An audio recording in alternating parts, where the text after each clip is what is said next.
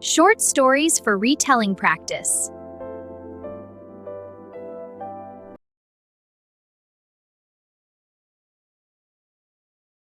A boy has a small dog.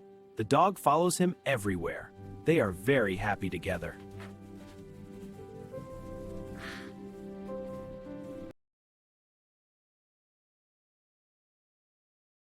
A boy has a small dog.